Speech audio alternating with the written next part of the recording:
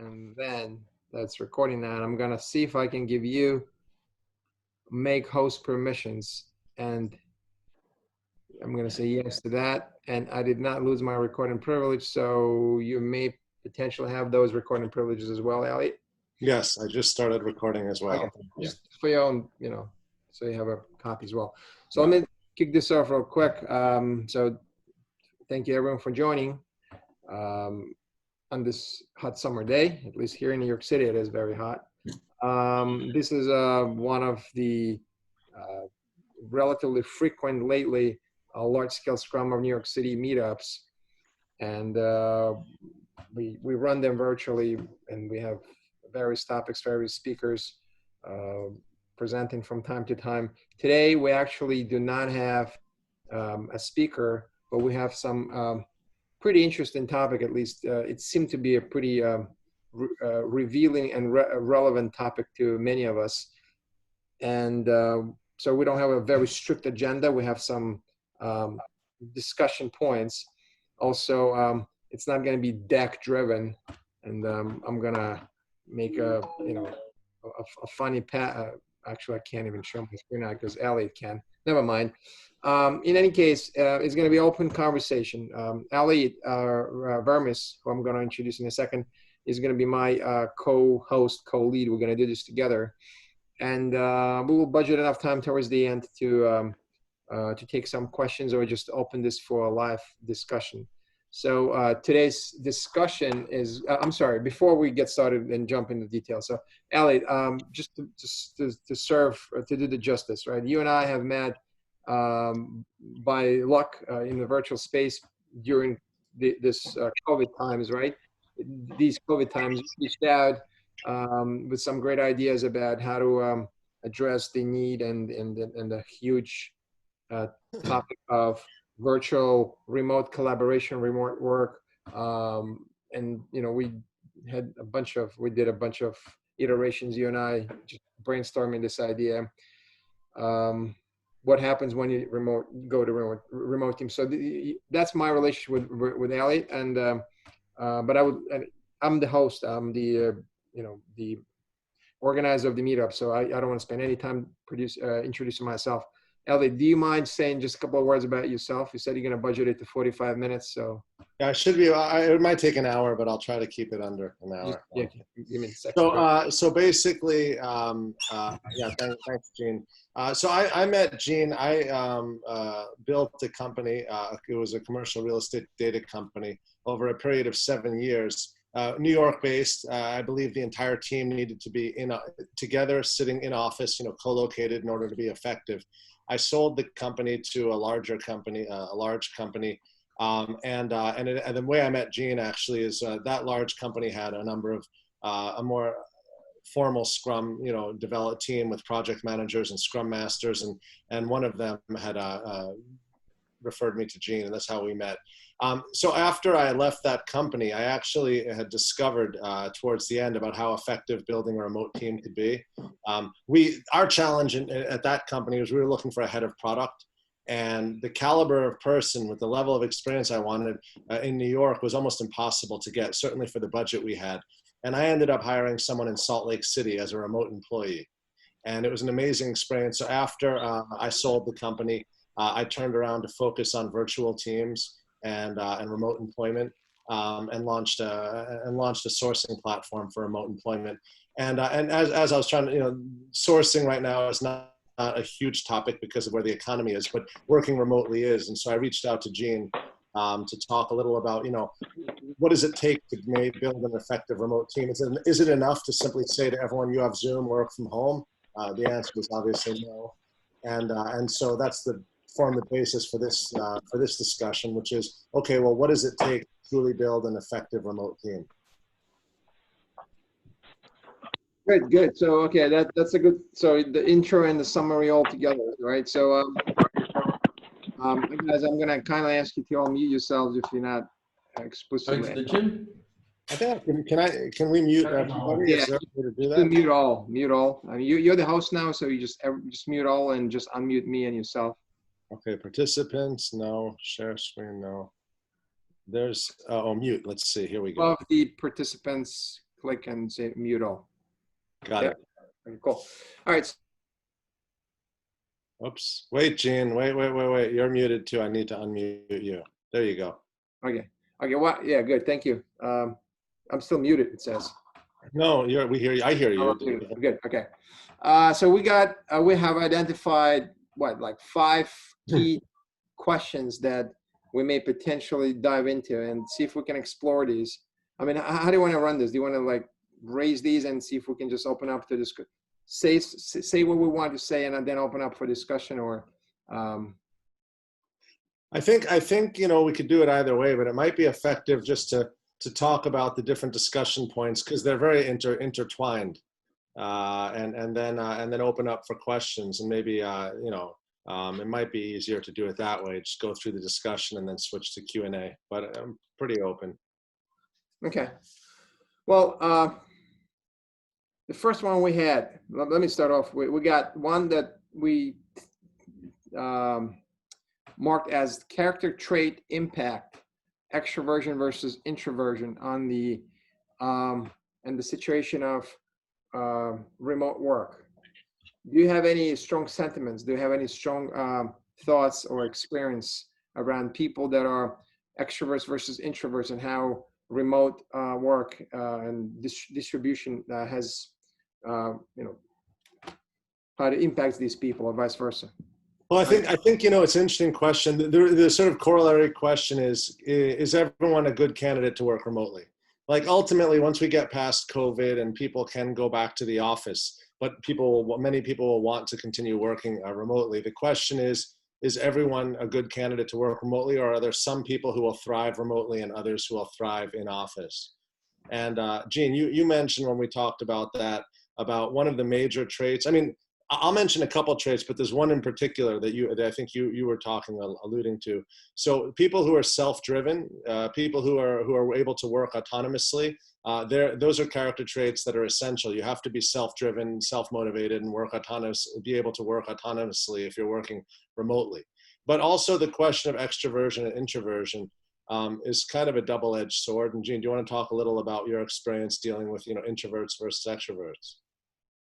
Well, sure. So first, I don't want to play a psychologist, right? But I actually do have a psychology education in my academic background. So an introvert is someone who gets, the book definition, someone who gets energized and gets driven and fueled by being by himself or herself. People that are, they get drained, they get wasted, they get de-energized when they are part of the group, when they're in the crowd. The opposite is true too. The extrovert is someone who is completely the opposite. They lose energy from being around people for long periods of time, especially within crowds. Crowd, you can say, well, team structure, a team, collocated team in the same space could be potentially draining. It's like a crowd. So I guess the question comes, so you take any person, right? If he or she has been, by definition, by the trait of their character. So extroversion, introversion it's not a behavior, it's the trait. If they are an introvert, would they be benefited from going remote versus sitting in the office surrounded by people, or would they be disadvantaged? We may argue, hey, you just give them exactly what they want to have. They want to have privacy. They want to have some guardrail and some autonomy. They want to have their own little space where they can work on their own. Well, with that comes also, a potential that, hey, if you put this person away, not only are they not willing, and not only do they not appreciate being a part of the team, they like doing things on their own, but they're also being remote now. How is it going to impact overall team efficiency and productivity if they actually work as part of the organization? The opposite is true too. What is going to happen if you take an extrovert and put them remotely and make them collaborate with everyone only through some remote communication channels? How would it impact dynamics. This person may potentially be, overly intoxicated with this energy and almost derail some of team-based events, some of team events, some of otherwise normal and controlled collaboration. Let's say if it was in the office, people could at least ask, "Would you please tone down?" And you could do certain things when you're in the office that you cannot do virtually because you don't see, you don't feel, you don't, you can't assess a person. So I guess it's a double-edged sword, like you said. And in my experience, also extroverts could be, somewhat passive aggressive. These are not the only people that are passive aggressive, but I've seen more often than not people that are introverts. They may hold within themselves certain sentiments and feelings that do not come out easily. So imagine now this person is also remote and you cannot really check their pulse. So that becomes even bigger of a problem. So I guess there is really no, I don't have a precise definition or a precise recommendation whether an introvert is better remote versus co-located or an extrovert for the same. But those are just my thoughts, sentiments. I mean, what do you have to say on that? Or maybe we can open up. The only thing I would add to that is for remote teams to be successful, you need to have very open communication and you need to have transparency. And for someone who's able to express themselves via email, via calls, and Zoom meetings, you're going to have more success than someone who's basically introverted and refrains from communicating, and it's challenging. So when you're in office, of course, those same character traits exist, but it's easier, as Gene said, to walk over to someone's desk, sort of try to, one-on-one get the information that you need. So yeah, I would say that you need open communication, especially when you're not in the same office. And so you have to be, the person who works remotely has to be comfortable openly communicating. Would you explicitly, so if you, well, I think we have this question coming up later. Would you explicitly offer, so someone who, do you feel that there's a high tendency for an introvert to appreciate being on their own, within their own, privacy, as opposed to an extrovert? Or is there really no correlation between the two? Do you feel that an extrovert is more likely to be in favor of face-to-face in the office type of collaboration and interaction? There's a correlation. There's a correlation, but it also depends on a lot of extra exogenous factors. So first and foremost, you may be introverted, but let's say you have a family and you have kids running around bothering you all the time at work. Whether you're introverted or extroverted, working from home may not work for you, right? Also, I would say another factor is the just the policies that the company has. If someone's constantly pinging you on Slack and doesn't let you work and they expect immediate responses, then in some senses, even if you're an introvert, you're being forced to, can you use it as a verb, to extrovert?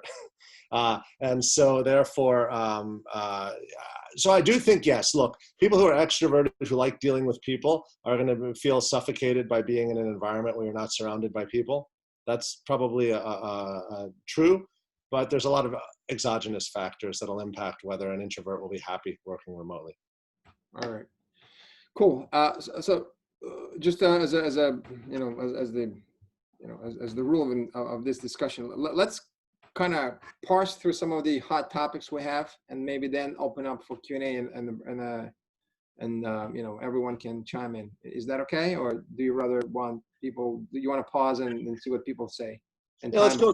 I would think going through all of it, because it's all intertwined, and then opening up for Q&A. Yeah, okay. Fair enough.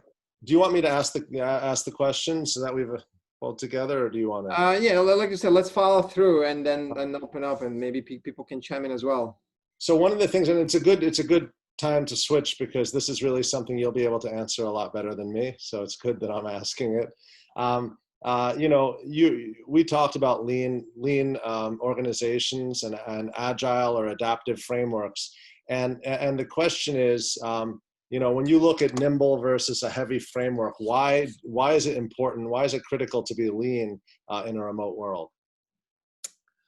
So, okay, so I guess I'm gonna step back just a little bit, and you know, I want to make another statement. Make another statement first. So agility has never been about cost effectiveness or efficiency or productivity or being cheap. In fact, so fast it get out of hands, and so many individuals and companies misperceive this term. Agility is about adaptiveness and ability to, you know, respond to changes quickly and, you know, turn on a dime for a dime. But of course, if we then further map this to through the system model to, you know, economics, someone may argue, hey, being more adaptive, being more agile, and being more competitive makes you more competitive. Makes being more competitive implies you can, you know, respond to market changes faster and retain your client base, and that of course makes you financially more benefited. Now, and also we can make an argument that if you're not agile, if you're not adaptive, if you're cumbersome, if you're bureaucratic, if you're overly complex and wasteful in your processes and approvals and tools and internal mechanics, then it is going to be costlier, because it does cost money, right? Whether we like it or not, when you're cumbersome or bureaucratic, when you're heavy, it does cost money. Now, I want to say something else that sometimes people misunderstand. The word transparency, which is it's a very beat up term these days in the industry, does not mean surveillance and tracking. For some people, it feels like, oh, being overly transparent means your manager and the manager's manager sees day in, day out what you do. That's really not it.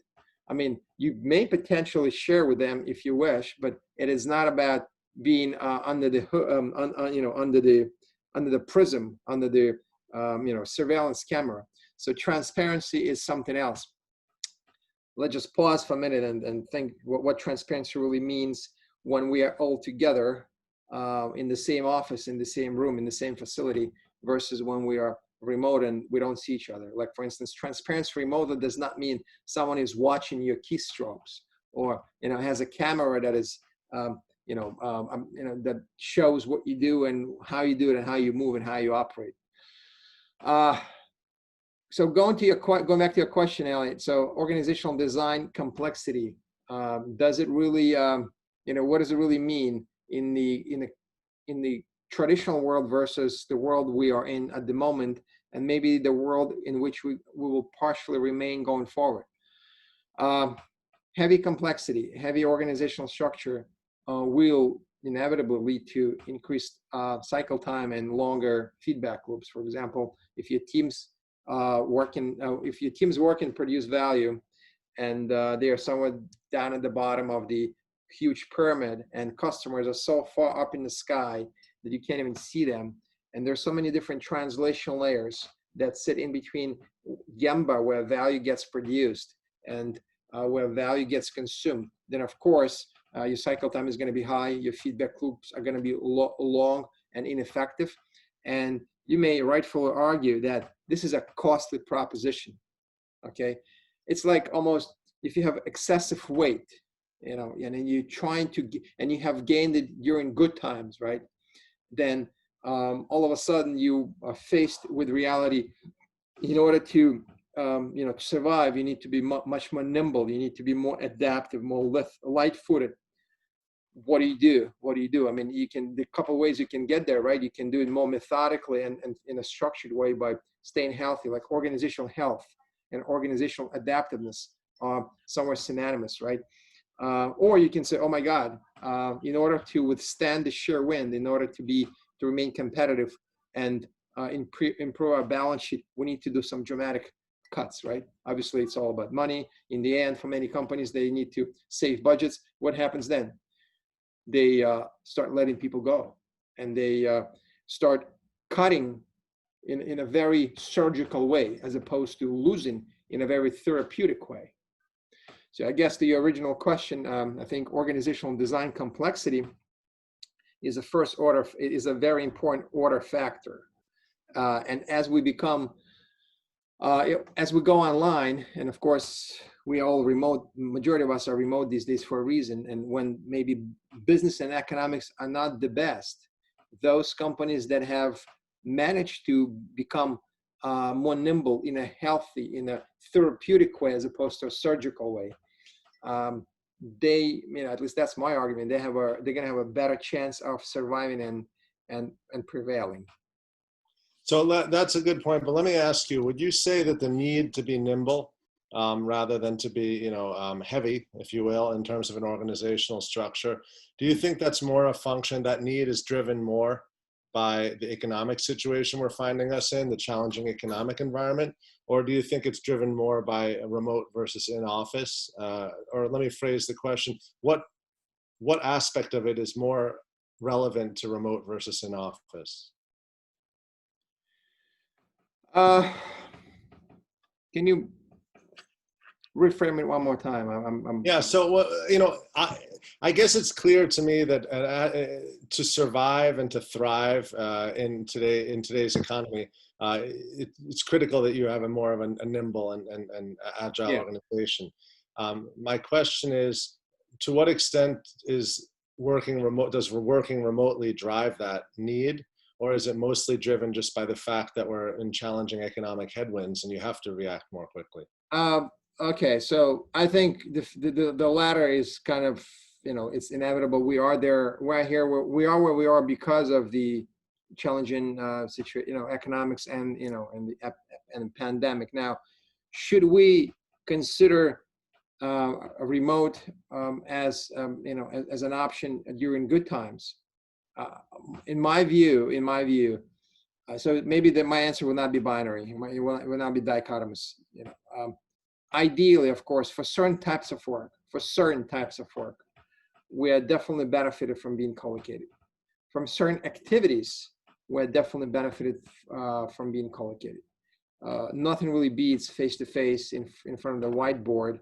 The heat of communication. Like, look, there's only like 5 or 6 of us virtually now, and it's already very impersonal. Imagine, with the camera on, imagine how many folks we wish we could potentially interact with and be more, more reactive to and with, but we can because we're all remote. So I think for certain types of work and for certain activities, on site altogether in the same location is a huge plus. However, I would like not to make it into a religion or some sort of a radical view, because being on site and together for a bad reason or for a bad cause may not be beneficial. Like, for example, well, a couple of things, right? I always stress the importance of having the privilege of having what's called caves in common, right? I actually learned it from Alistair Coburn from his book. Even during good times, when teams are together, working together out of the same location, every person should have an opportunity to have privacy and be away from others for various reasons. Maybe they want to work on their own. Maybe they want to stay away from, especially during the viral season. Maybe they want to stay safe. So those opportunities should exist. Also, flexible working arrangements. Sometimes you really have to be away so that you can take care of your family matters and other things. So that kind of sounds like common sense. That's old news. But I wouldn't really force people. I wouldn't recommend people being together on site for activities that are no value add or very little value added. And we sometimes see, sometimes for almost political reasons or for and because of some corporate rules, HR rules, people must be on site together because it's the norm.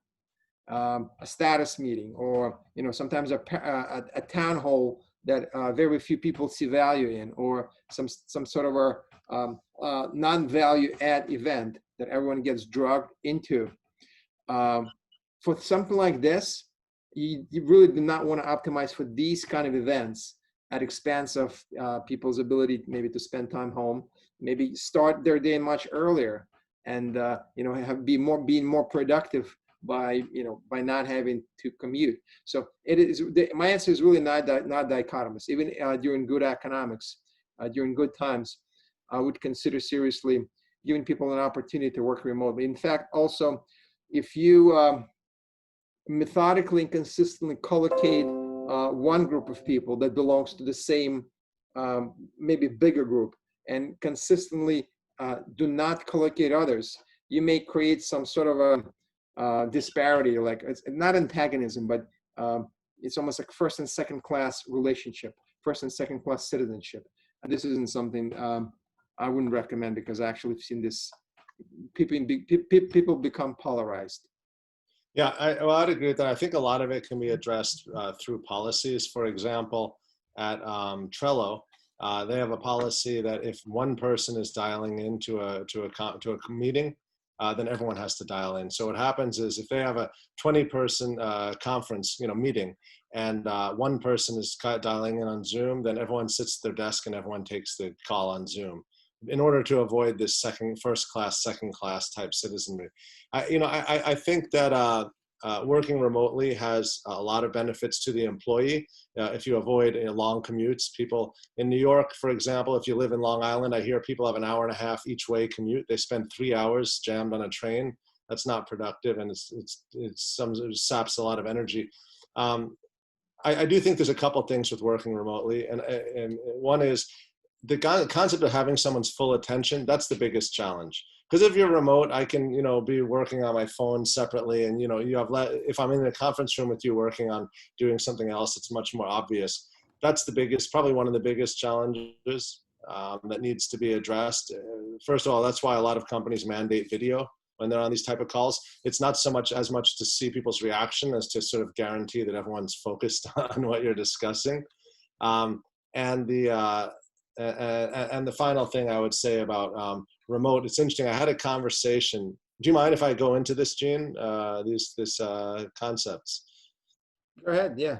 Yeah. So I had a conversation with somebody about, well, can you really function remotely? Do you need to be in person? And it really does depend. There's one aspect you lose in remote, and it's actually very important, but only for a very small subset of situations.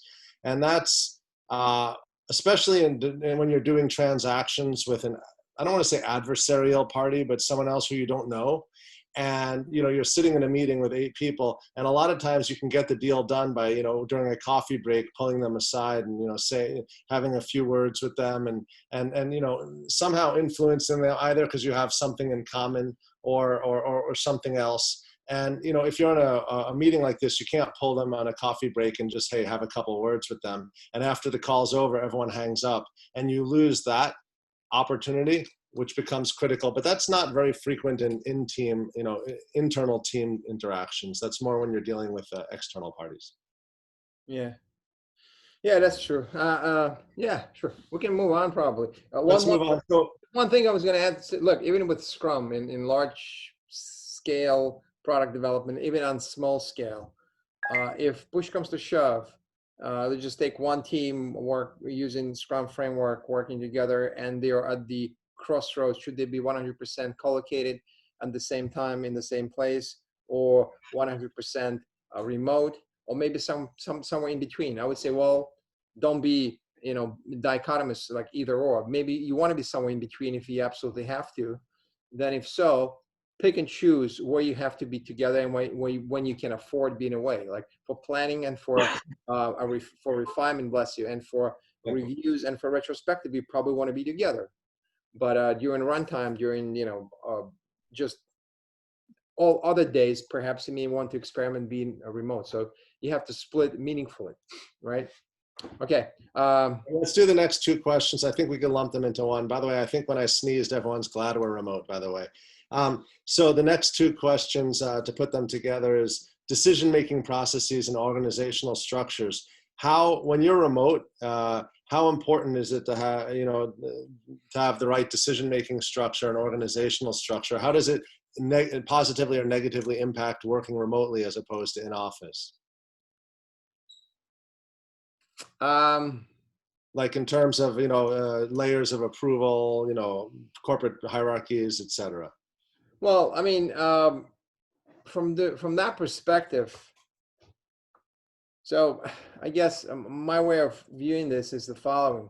If I have challenges of chasing down people and getting them to do something they need to do, whether it's sign something or approve something or contribute to something.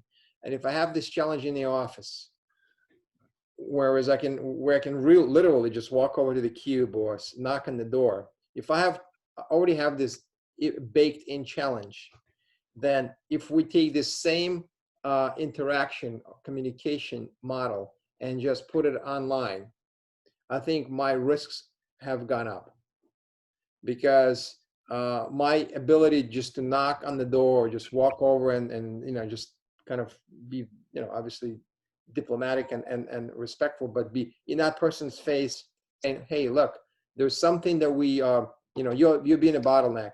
Can you please take care of it? Can you please attend to it?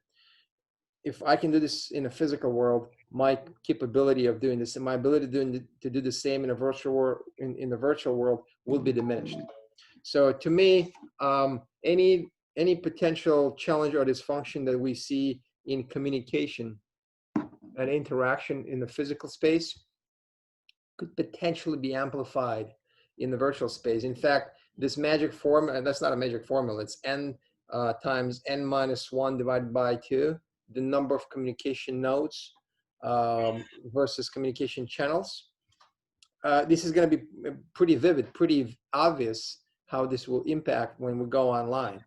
So with lean, simpler, flatter organizations that did not have so many translation layers and points of approval and so many contractual handshakes. When I say a contractual handshake, I mean an internal contract that is artificially created between two parties that otherwise should be really collaborating together. When we have these complex organizational structures, then handling everything, managing complexity online may potentially become more challenging, maybe even to the point of becoming unbearable. More things to fall through cracks, at least in my view. There's a difference between 3 people being responsible for the body of work and 10 people being responsible for the same body of work, each one doing very little, very tailored thing, and having having the need to integrate and coordinate with other people. So 3 versus 10, that's or 3 minus 7. This is a significant difference. Got it. Yeah. So the next topic I think is very interesting for individual people who are working in an organization right now through COVID. And you mentioned workforce reduction, and I guess trimming the organization. I don't know if you call it surgical or whatever. So the 2 questions that I would have is, one, how do you protect yourself if you're working in an organization that may be downsizing and you're working remotely? And secondly, is there any impact of working remotely on your compensation? I mean, on their job retention for sure. How does it impact people in terms of their compensation? So maybe I'll start with the second one, because it's less. It's not less complex. I think it's easier to answer. Let me put it this way. Compensation wise, so compensation in general. So when physical boundaries are no longer, when we don't care whether someone is in the same town, in the same city, or across the globe, assuming that let's just assume for the moment that time zoning is not an issue, then it becomes super easy just to go out and just, your horizon, your opportunities of attracting and retaining good talent have gone up. I mean, it's skyrocketed.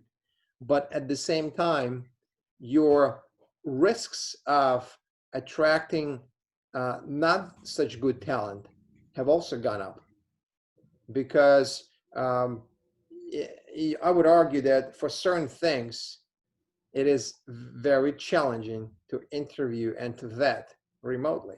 Now, let me go and say this. If you have done a very successful vetting and you actually picked the best of the best candidates, then risks of starting to work with this person remotely would be lower than if you just hired and procured someone remotely and then ended up working with someone remotely. I hope you understand what I'm saying. But there is also something else that comes with it. I mean, you mentioned the comp part, right? Let's just face it, cost of living are different in different parts of the world, right? So this natural selection factor, if it is no longer, it will inevitably impact the balance, your balance. So you may potentially, as an organization, as a company, you may potentially find an amazing candidate to do work at half of maybe 1/3 of the cost. So those people that used to be pretty good at what they did, but just work the cost, it was more expensive to hire them for a company. They could be challenged at the moment, but it isn't. I don't think it's just one-sided risk. It's not just for individuals that may potentially not be able to find a good job for the right compensation. It's also challenging for companies because, and in fact, I've heard this from some companies, from some people. Oh, the opportunity just has gone up. I mean, it's so great. We can find these great people, this great talent elsewhere at half the cost. True, that's true. And the whole process of hiring also is going to become much faster because, hey, setting up a meeting, setting up an interview online is so much quicker than booking someone to come in person, right? However, I'm not skeptical. I'm trying to be realistic about this. Probability and risks that you may end up not with the right person have also gone up. So you may end up in this situation where you start churning your people. You may think you get in a good candidate, and rightfully so, you may, but maybe not so. Maybe he's a great candidate to do well, but not the best candidate to fall in your organizational structure, and and be a teammate, a team player. So that's a challenge with that as well. There's not so many things.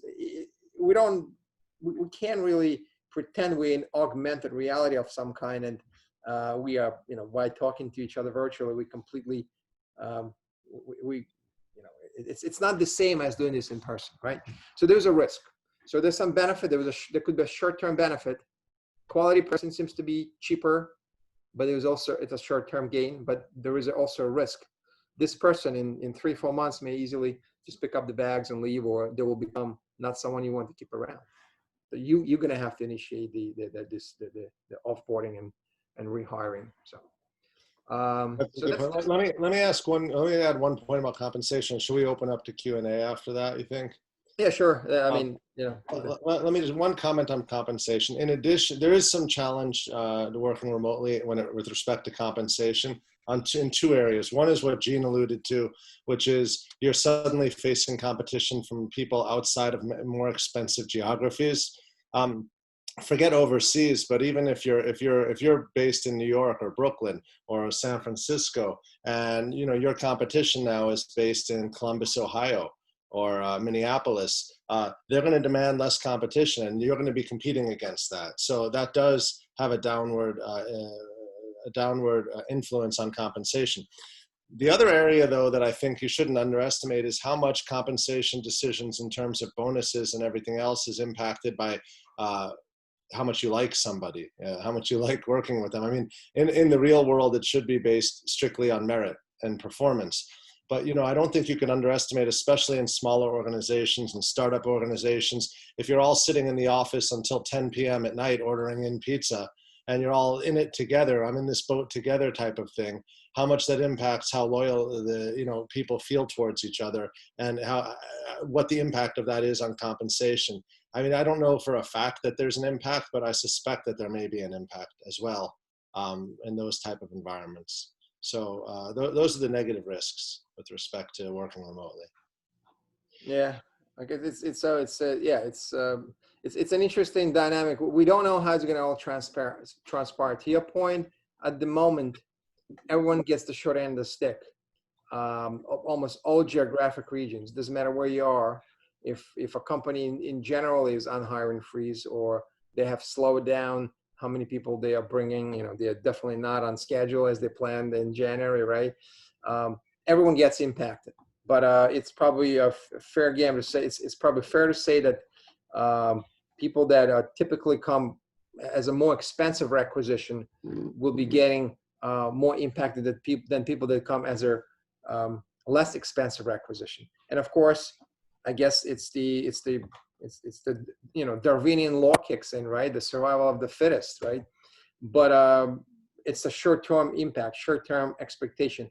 A longer term could be just that, higher probability, higher risk that, hey, it was so easy to find a great candidate at half of the price who is so far away. But do you know what is going to transpire in 3, 4, 6 months, right? It's like almost like with remote dating, right? You may, just so far you can take it. That's my favorite one. Okay, what do you want to do? That's a different webinar, though. That's a different problem to solve. Yeah. So we have another one. Do you want to entertain another one, or we actually have 50 minutes before the hour? Do you want to maybe? I think some people have something to say. Yeah. Let's open to Q&A. I think. Yeah. Let's not be a dialogue, a monologue. Let's make it into an open discussion. Can we Can we speak up, or can good. You already spoken up. Yeah, go ahead. Okay. So for me, do you think someone can be a spectrum of introvert and extrovert? Like sometimes I feel extroverted, like now, but there are other times I'm just like, I need you to leave me alone so I can be heads down on work and need space from people sometimes. So I feel like I kind of like shades of both sometimes. Yeah, I would actually agree. I mean, look, I don't know who I am, in fact. I need a psychologist to define me objectively, but you don't need to be defined. You're undefined. But I can associate it with what you just said. Depending who I'm with, I probably could stay and be quiet and listen or. Yeah, I've got a lot of people like to talk and explain things to me, and I'm just like, I usually just kind of sit back, let them do their thing and not interject, and just listen and then take whatever from what I can, depending on the person's personality, I think it's a spectrum, but I also think that there's some core, as a general rule, are you able, when something bothers you, is your default to communicate it, that it bothers you, or do you keep it inside? I think those are sort of the most important character traits. Oh no, I had an issue over the 4th of July weekend where I was just assisting someone. I went beyond me being the scrum master for the team and helping this guy set up some training. And I let him know that I was annoyed because I kept saying to him, like, have you set up the Zoom? Have you set up, he's like, oh, I'll get on it. And he never did. And then the vendor was like, hey, are you setting it up? And I kept asking, like, okay, guys, because they were the vendor, I figured they would set it up because they're going to have to do recording and stuff. And so I was verbal to my coworker saying, like, look, you said you were going to handle this and you didn't. So, part of me felt like, oh, I should pull it back. But I was like, no, he should know I'm annoyed because I kept asking for it. I'm helping you out, because I just felt like, no, that needs to be like to set some kind of boundary, like don't do that again. Yeah. So, I mean, that's important. I think that there's clearly a spectrum. Some people are always on. Some people are always introverted. And then there's that spectrum. But the key criteria in terms of character trait is, can you express, or do you bottle it up? I mean, because otherwise, it's very hard to work remotely, particularly if you don't know each other well, if you can't just express it. Yeah. So for me, I started during COVID. So I made points of doing one-on-ones, which I need to have upkeep on, because I think that helps. But also like getting the personality out of the person. And I like how you commented about people showing their faces during meetings. So I might have that for our planning session on Friday, Yeah, there's a bunch of policies companies can set up. When is it appropriate to have phone calls? When is it appropriate to do one-on-one Zoom meetings? Hours. Do you expect a person to always respond to Slack or whatever messaging? No, because more than half of my team is in India and some are in St. Louis. Got it. So I got to be flexible there. Sounds like too much too much prescriptiveness, having, if I was told, having been told this is when you can take Zoom versus this is when you can take Slack, it kind of defeats the purpose of having our, communicating on demand, right? So, but it's not Well, everything. it's not a definitive, it's not always, but as a general rule, like giving people guidance initially. I think, you know what the difference is, Gene? I think it's once people get into a rhythm, it becomes less prescriptive. But if they've never done it before, they sort of should get a sense of, and guidelines. I read somewhere about people just at the beginning of every call, just saying, hey, good to see you, how are you doing? As a way of starting the call, because people dive into these meetings, they're all silent and staring at their little camera. And that's less, in person, you wouldn't do that. You wouldn't walk into a meeting and just stare at the person, right? Yeah, no. So there's little guidelines you can do to make it more functional. Sure. One of the comments, hey everyone.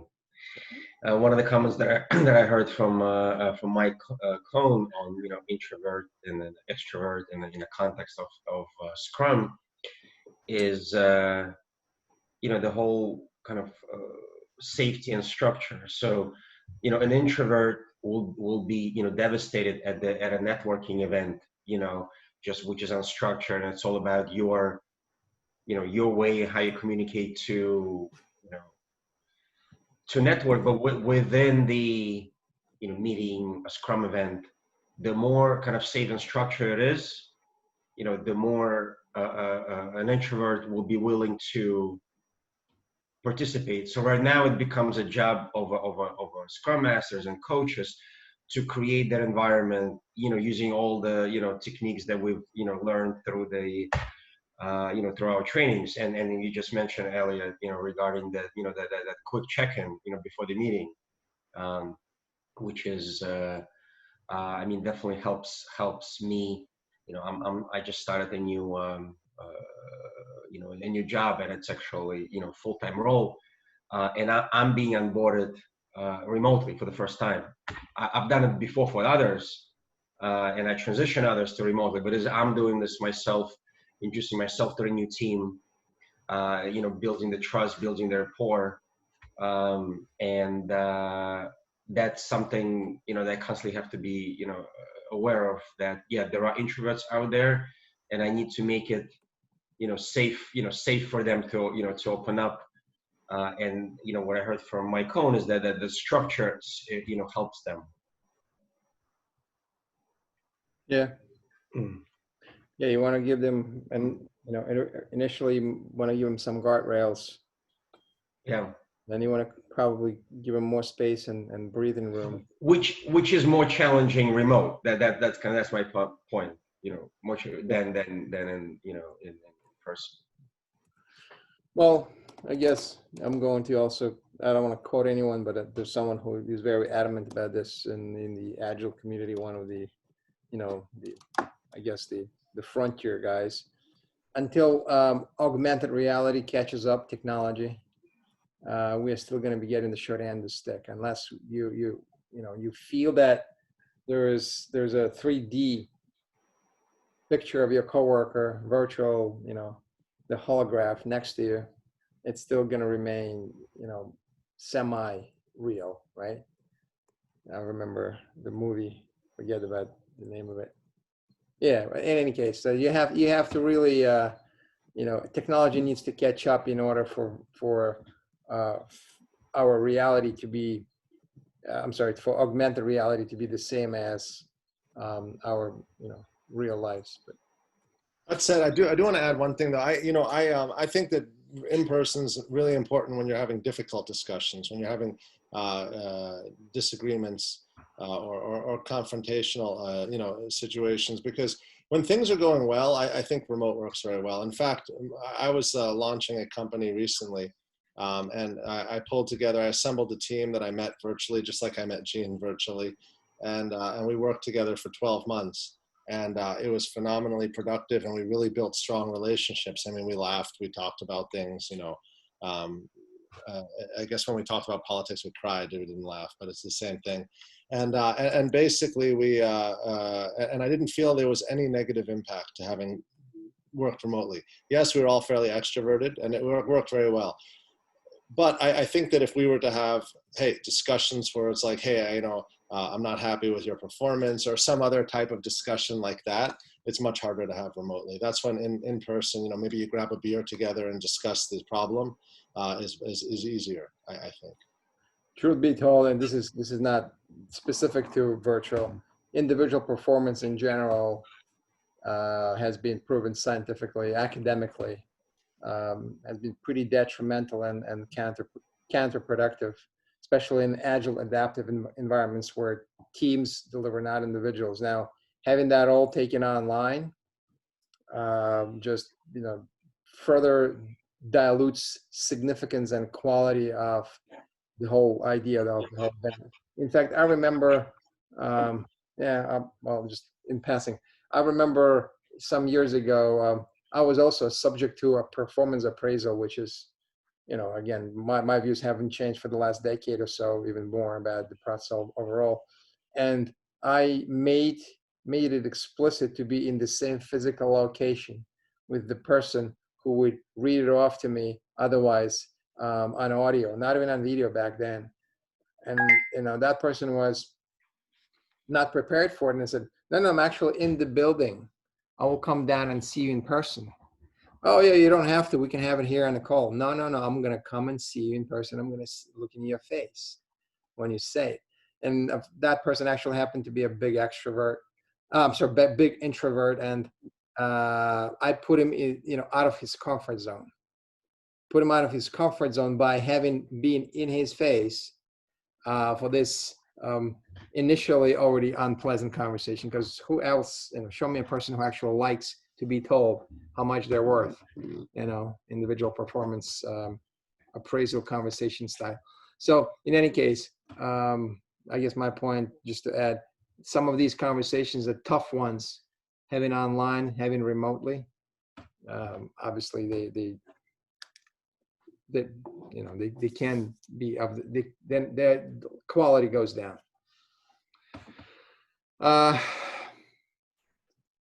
What do we have? We got 5 minutes before the hour. I mean, I would like maybe some. If I could still get a word in. Yes, please. So I've worked with a few teams that did really well when they were co-located and switched to remote for like unusual circumstances prior to the entire pandemic thing. And I think we touched on one of the problems that I saw as one of the most glaring, which was the threshold of comfort to initiate contact. So that's that, because it's not like a normal conversation. You're talking to a camera. There's like all of these other people who are sort of here but not really. It tends to bring the extroverts even further to the first plan than they usually are. So the discrepancy becomes bigger, and then the threshold becomes even higher for the introverts, and it becomes really difficult to break that cycle. So that we already mentioned. But the other important aspect that I think we're kind of missing from a team perspective in a Scrum sense is the continuity of communication. Unless we have something like a team-wide Zoom call running the entire office day outside of like designated meetings, the nature of communication has radically changed. So some things that are kind of natural, like ad hoc communication with the entire team, someone just raising their hand saying, hey guys, like this assumption that we made about the design, it's no longer valid. These are simply no longer applicable. And I think this leads to more like kind of the swim lane distribution and very, very centralized distribution, and a lot less collaboration in terms of what people are doing. And there's this like status reports style of meetings and labor distribution style of meetings, rather than how do we tackle this together. So I'm wondering if you've observed that difference as well, and if you managed to tackle it somehow. Well, can I take that, Gene? Yeah, please, go ahead. Yeah, definitely. I think that's where this prescriptive and culture comes in. So, you know, as I mentioned, my prior company was all in office. Everyone was together, co-located. With the second company that I was launching, we were all remote, and we had this because what we had is we had Slack on all the time, and we were constantly pinging each other on Slack. Perhaps to the extent that it was a bit distracting, but constantly that idea where you said, "Hey, I think we're doing the wrong design." Like I'd ping someone right away and say, "Hey, I think we're doing the wrong design." And they'd be like, "Oh yeah, it's a good point," you know, and you'd have this really rich dialogue immediately. And so I didn't feel we lost that at all, honestly. Although I understand what you're saying, I just think that in my experience, we didn't lose that because we started out with Slack. I think you're not going to do it on video. You're not going to get on a video chat every time you have a brainstorm. I agree, but you'll have other venues, which could be like Slack. That's a good point. That's a good point. So we got 2 minutes prior to wrapping this, before we have to wrap. So I wonder if, so this conversation was not large scale Scrum specific. It wasn't anything, you know, there was nothing about scaling. There was nothing about frameworks, as a matter of fact. Maybe indirectly people will maybe make the, you know, mind mapping to, hey, what approach is my organization using today to interact, to deliver value, to develop products? Is it a, you know, heavy, monolithic, you know, heavy, you know, unwrap and install kind of a framework that is probably very expensive, because once you install it, you want to use every single facet of it. And if a large consultancy has installed it for you, you paid 3 times as much, so you have to really use every facet of it. Or are you doing something that's much more nimble, much more simple and light, you know, in appliance? And then if so, if you absolutely had to, if it was inevitable for you to go online and become remote, what could be more conducive to, you know, to success, and what would be not conducive for success? What would be like less? What would create more overhead, challenge, and problem, and what would create more residual organizational systemic waste, right? So anyway, maybe some food for thought.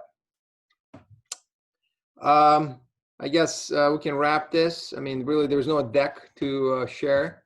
It was just a conversation. Hopefully this dialogue was somewhere useful. I mean, you know, we don't have a deck to charge you for, right? That's. But yeah, and if there's any questions about, you know, in the organizations you're working in, and structurally in terms of norms and what can be done to make the remote work more effective, you know, obviously we'd be happy to share thoughts and help in that way if there's any need for that.